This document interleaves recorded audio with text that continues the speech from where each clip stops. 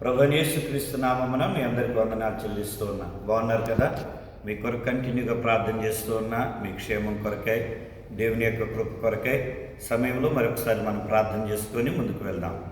సర్వము ఎరిగిన సర్వాధికారి, సర్వ సృష్టికి ఆధారమై ఉన్న మా గొప్ప దేవ, మా దినములను లెక్కిస్తూ ఉన్నవాడ, మా ఆయుష్ను పొడిగిస్తూ ఉన్న దేవ, అనుదినము నీ కృప చేత మమ్మలను నడిపిస్తూ ఉన్న దేవా, నీకు వందనాలు చెల్లిస్తూ, నీ వాక్యం ద్వారా బలపరుస్తూ, నీ అందరి విశ్వాసంతో ఉన్న బిడ్డల యొక్క హృదయాలను అయ్యా మీరు ఎరిగి ప్రతి అవసరత తీరుస్తూ అయ్యా మీరు చూపిస్తున్న కృపకై వందనాలు చెల్లిస్తున్నాం. ఈ యొక్క సమయమందు ఈ యొక్క యూట్యూబ్ ఛానల్ ద్వారా అయ్యా మా బిడ్డలతో మాట్లాడుచూ ఉండగా అయ్యా నీ గొప్ప కార్యాలు వారి జీవితాల్లో జరిగించి మీ సాక్షులు నిలబెట్టుకొని మీ నామానికి మహిమ తెచ్చుకోమని వారిని, వారి కుటుంబాలను, వారి అవసరతలను, వారి పరిస్థితులను మీకు సమర్పించి యేసు నామంలో పొంది ఉన్నాం పరమ తండ్రి, ఆమేన్. Praise lord. దేవునికి మహిమ కలుగును గాక. ఈ సమయంలో వాక్యం చదువుకున్నాం. పరిశుద్ధ గ్రంథములో నుండి 106వ కీర్తనలో మనం గత దినాల్లో ఒకటి బహుగా వారు ఆశించిరి అనే మాటని మనం ధ్యానం చేశాం. ఆ తర్వాత వారు దేవుణ్ణి శోధించిరి, పరీక్షించిరి అని ధ్యానం చేశాం. ఆ తర్వాత వారంలో వారు అసూయపడిరి అని మనం చూస్తూ ఉన్నాం. ఈ లోకంలో మనం కూడా మరి ఏది దేవునికి ఇష్టమైనదో దాన్ని చేసేవారంగా ఉండాలి. కానీ మనం పేరాశతో, బహుగా ఆశలతో మన దేవుని నమ్ముతూ ఉన్నాం. అలాగే దేవుని శోధిస్తూ ఉన్నాం. ఆ దేవుడు మనల్ని పరీక్షించాలి, కానీ మనమే దేవుణ్ణి శోధిస్తూ ఉన్నాం. అలాగే ఇతరులను చూసి మనం అసూయపడే వారంగా ఉంటున్నాం. అలా ఉన్నప్పుడు మనం అన్నటికీ కూడా దీవించబడము అని లేఖనాల్లో మనం చూసాం. ఈ రోజున మరి అదే లేఖనాన్ని కంటిన్యూ చేస్తూ 106వ కీర్తన 19వ వచనాన్ని చదువుకున్నాం. హోరేబులో వారు దూడను చేయించుకునిరి, పోత కోసిన విగ్రహమునకు నమస్కారం చేసిరి. వారు ఏం చేస్తూ ఉన్నారంట? నమస్కారం చేసిరి. అలాగే దానికే మరొక మాట పూజించిరి అని కూడా మనం ధ్యానం చేయొచ్చు. పూజించిరి అని వ్రాయబడింది. సృష్టికర్త అయినటువంటి దేవుణ్ణి పూజించక, లేదా సృష్టికర్త అయిన దేవుని ఎదుట సాగిలపడక, ఆ సృష్టిలో ఉన్న వాటికి, మనుషుల చేత చేయబడిన వాటికి వారు సాగిలపడినట్లుగా దేవుని వాక్యములో మనం చూస్తూ ఉన్నాం.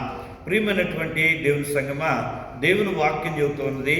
మరి ద్వితీయోపదేశ కాండములో మోషే ద్వారా ఇశ్రాయేలీయులకు ఇవ్వబడిన ఆజ్ఞ రెండోసారిది. మొదటిసారి చెప్పాడు దేవుడు, రెండోసారి కూడా చెబుతూ ఉన్నాడు మోషే ద్వారా. ఆ రెండోసారి చెప్పిన మాటని మనం చదువుకున్నాం. ద్వితీయోపదేశ కాండము 17వ అధ్యాయము 2వ వచనములో ఈ మాట రాయబడుతుంది. నీ దేవుడని యెహోవా నిబంధనను మీరి ఆయన దృష్టికి చెడ్డదానిని చేయొచ్చు, నేనిచ్చిన ఆజ్ఞకు విరోధముగా అన్య దేవతలకు, అనగా సూర్యునికైనను, చంద్రునికైనను, ఆకాశ నక్షత్రములలోని దేనికైనను నమస్కరించి మ్రొక్కు పురుషుడే గాని స్త్రీయే గాని నీ దేవుడైన యెహోవా నీకిచ్చుచున్న నీ గ్రామములలో దేని యందైనను నీ మధ్య కనబడినప్పుడు అది నీకు తెలుపబడిన తరువాత నీవు విని బాగుగా విచారణ చేయవలెను. అది నిజమైన ఎడల, అనగా అట్టి హేయక్రియ ఇశ్రాయేలులో జరిగి ఉండుట వాస్తవమైన ఎడల. ఇక్కడ దేవుడు ఏం చెబుతూ ఉన్నాడు?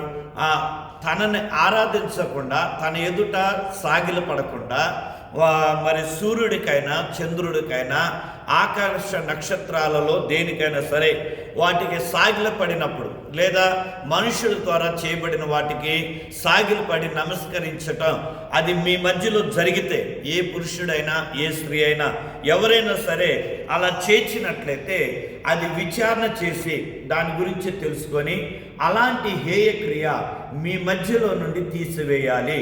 ఆ హేయక్రియ ఎప్పుడైతే మీ మధ్యలో నుండి తొలగించబడదో అప్పుడు మీరు ఆశీర్వాదం పొందుతారు. ఒకవేళ అది మీ మధ్యలో ఉన్నట్లయితే నా ఉగ్రత మీ మీద కుమ్మరిస్తాను అని మరి దేవుడు మోషే ద్వారా ఇశ్రాయేలు ప్రజలందరికీ కూడా తెలియజేశాడు.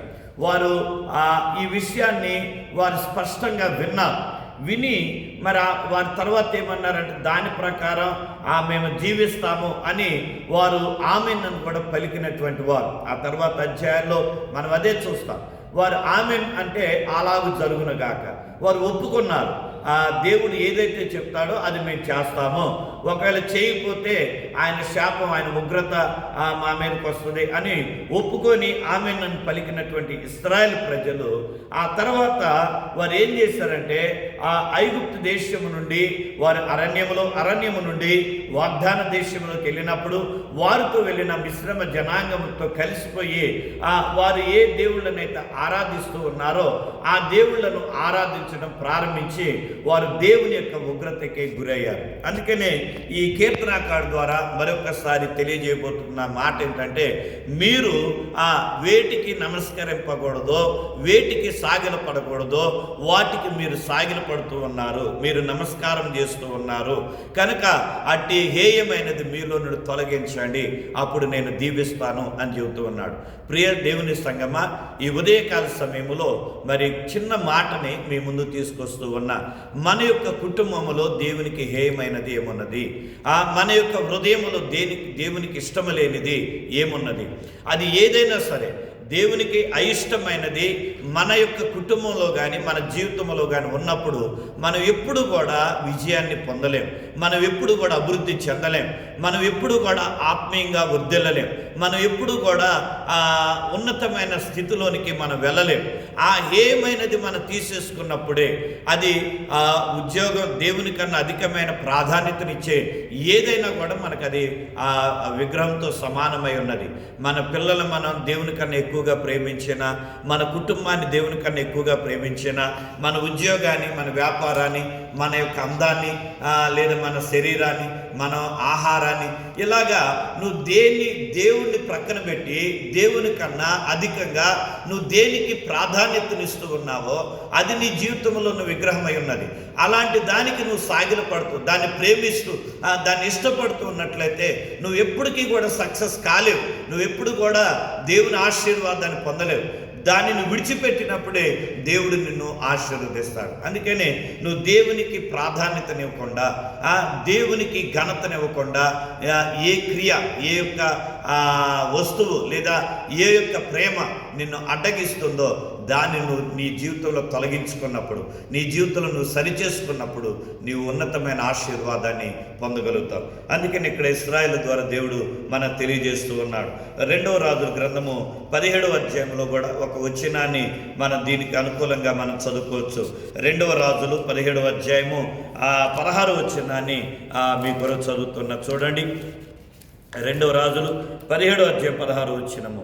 వారు తమ దేవుడైన యెహోవా ఆజ్ఞలన్నిటినీ అనుసరింపక పోత విగ్రహములైన 2 దూడలను చేసి దేవతా స్తంభములను నిలిపి ఆకాశ సమూహమునకు నమస్కరించి బయలుదేవతను పూజించారు. ఇలాగా బైబిల్లో అనేక సందర్భాల్లో వ్రాయబడ్డాయి. న్యాయాధిపతుల గ్రంథంలో కానీ, రాజులు, సమూయేలు, అలాగే దినవృత్తాంతాల్లో యెహెజ్కేలు, యెషయా, ఇర్మియా, ప్రతి ప్రవక్త కూడా దీని గురించి హెచ్చరిస్తూనే ఉన్నాడు. దేవుడు ప్రతి ప్రవక్త ద్వారా గద్దిస్తూనే ఉన్నాడు, సరిచేస్తూనే ఉన్నాడు. అయినప్పటికీ కూడా వారు లోబడనొల్లని ప్రజలుగా ఉన్నారు. దేవునికి లోబడల, దేవుని మీద ఆధారపడకుండా, దేవునిని ఆశ్రయించకుండా వారు లోకమని వెంబడించారు కనుక వారు శాపగ్రస్తులై ఉన్నారు. ఈ ఉదయకాల సమయంలో ప్రియమైనటువంటి సహోదరి సహోదరుడా, మరి నీవు దేనికి ప్రాధాన్యతనిస్తావు? నిన్ను సృజించిన నీ దేవునిక, నీ కొరకు ప్రాణం పెట్టిన యేసు కొరక, లేకపోతే యేసుని ప్రక్కన పెట్టి నీ దేవుని సృష్టికర్త అయిన దేవుని ప్రక్కన పెట్టి ఇదిగో లోకంలో ఉన్న వాటిని నువ్వు ఎక్కువగా ప్రేమిస్తూ ఉన్నావా? ఒక్కసారి పరిశీలన చేసుకో. దేనికి నమస్కరిస్తూ ఉన్నావు? దేనికి పూజ చేస్తున్నావు? ఒకసారి పరీక్షించుకోవాలని మనం చేస్తూ ఉన్నాం. ఇక చివరిగా మరొక మాట వ్రాయబడుతున్నది 106వ కీర్తనలోనే 22వ వచనములో ఈ ఒక్క మాట చెప్పుకొని మనం ముగించుకున్నాం. 106వ కీర్తన 22. ఎర్ర సముద్రమునొద్ద భయము పుట్టించు క్రియలను చేసిన తమ రక్షకుడైన దేవుని మరచిపోయేది. చూడండి ఎలాంటి మాటలు. బహుగా ఆశించిరి, దేవుని శోధించిరి, అసూయపడిరి, నమస్కారం చేసిరి. ఇప్పుడేం రాయబడుతుంది? దేవుని మరచిపోయి. వారు మర్చిపోయారంట దేవుడు చేసిన క్రియలను, దేవుని యొక్క అద్భుతమైన కార్యాలను వారు మర్చిపోయారు. మనం కూడా అంతే కదా. దేవుడు మేలు చేస్తే దేవా నీకు వందనాలయ్యా అని కృతజ్ఞతలు చెల్లించాలి, కృతజ్ఞత కూడికలు ఏర్పాటు చేసుకోవాలి. కానీ మనం ఏం చేస్తామంటే కష్టం వచ్చినప్పుడు ప్రార్థన చేస్తాం. కష్టం వచ్చినప్పుడు పాస్టర్ గారు మా ఇంట్లో ప్రేయర్ పెట్టండి, మా సమస్యలు ఉండే అవి పోవాలని ప్రార్థన చేయండి అని దాని కొరకు మన కూడికలు ఏర్పాటు చేసుకుంటాం. కానీ మనం దేవుని నుండి పొందుకున్న మేలులను జ్ఞాపకం చేసుకొని దేవుని కృతజ్ఞతలు చెల్లించాం. అలాగే మనం బయటికి వెళ్ళినప్పుడు కూడా మనకి ఎవరితో మాట్లాడినప్పుడు ఇదిగో నా జీవితంలో దేవుడు ఈ రీతిగా మేలు చేశాడండి, నేను నమ్మిన దేవుడు నా పక్షంగా అద్భుతం చేశాడని అని నువ్వు ఏ మేలునైతే అనుభవించావో, ఏ రక్షణ అయితే అనుభవించావో దాని గురించి నువ్వు ఎవరికి చెప్పవు. వేరే పనికిరాని మాటలన్నీ మనం చెబుతాం, ముచ్చట్లు చక్కగా వేస్తూ ఉంటాం. ఇలాగా ఆ శ్రేష్టమైన సంగతులను విడిచిపెట్టి పనికిరాని సంగతులను గురించి మనం మాట్లాడుతూ ఉంటాం. అందుకని ఇక్కడ కీర్తనకారుడు ద్వారా దేవుడు ఏమంటున్నాడంటే ఆయన చేసిన అద్భుతమైన కార్యాలను, ఎర్ర సముద్రం దగ్గర దాన్ని ఎలా 2 పాయలుగా చీల్చి వారిని ఆరిన పొడి నేల మీద నడిపించాడో ఆ సంఘటన మీ జీవితాంతం మీరు గుర్తుపెట్టుకోండి అని ఇశ్రాయేలుని హెచ్చరిస్తూ ఉన్నాడు దేవుడు. అలాగే మన జీవితంలో కూడా మన పాపముల కొరకే మరణించి తిరిగి లేచిన ప్రభువైన యేసుక్రీస్తు వారు ఆయన తన రక్తంతో మన పాపాలు కడిగివేస్తే ఆ దినాన్ని మనం ఎప్పుడు మర్చిపోకూడదు. ఆ సంఘటన మనం ఎప్పుడు మర్చిపోకుండా ఆయన ఆరాధించవలసిన వారమై ఉన్నాం. కాబట్టి ప్రియ సహోదరి సహోదరుడా, నువ్వు మర్చిపోయే వ్యక్తిగా ఉన్నావా, జ్ఞాపకం చేసుకొని ఆరాధించే వ్యక్తిగా ఉన్నావా? ఒక్కసారి పరిశీలన చేసుకో. ప్రార్థన చేస్తున్నా. తండ్రి, నీ మహోన్నత నామాన్ని బట్టి నిన్ను స్తుతిస్తూ ఉన్నాం. దేవా, ఇదిగో మేము నీకన్నా అధికంగా దేనికి నమస్కారం చేస్తున్నామో అది మాలో నుండి తీసివేసి నీకు మొదటి ప్రాధాన్యతనివ్వగలిగే కృపను దయచేయండి. అలాగే ఏ కార్యాలైతే నువ్వు చేశావో వాటిని మేము మర్చిపోయి జీవిస్తున్నాం.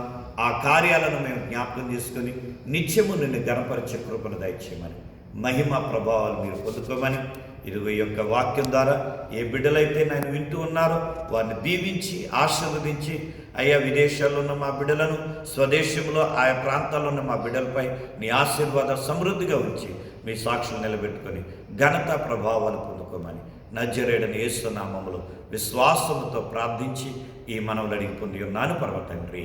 ఆమె తండ్రి, కుమార, పరిశుద్ధాత్మ త్రియేక దేవుని సన్నిధి తోడయుండి దీవించునగాక. ఆమెన్, ఆమెన్, ఆమెన్. May God bless you.